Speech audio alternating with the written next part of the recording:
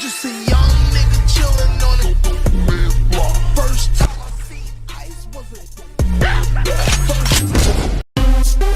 Doamnelor și domnilor, vă deranjează din nou Dani Mocanu.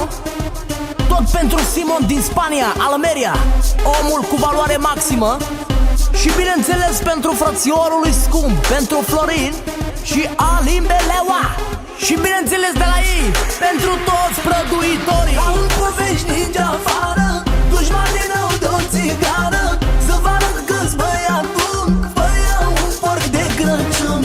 Ca în povești ninge afară, dușmanii n-au de o țigară. Să vă arăt că-s băiat bun, vă iau un porc de Crăciun.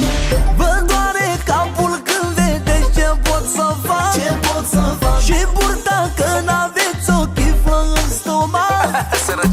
Ar face bine să mișcați și voi ceva, că anul ăsta se anunță iarnă grea.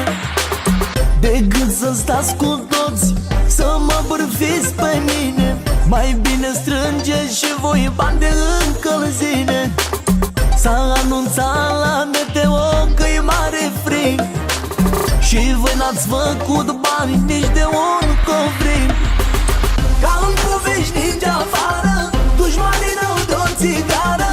Să vă arăt că-s băiat bun, vă iau un porc de Crăciun. Ca în povești ninge afară, dușmanii n-au de o țigară. Să vă arăt că-s băiat bun, vă iau un porc de Crăciun.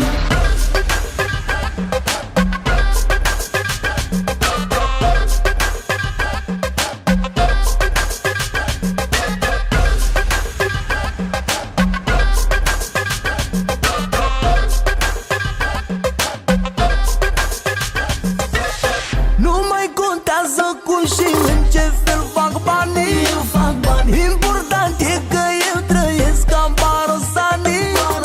Să nu încercați vreodată să mă luați de fraier, că de sărbători mă jur, vă arunc în aer.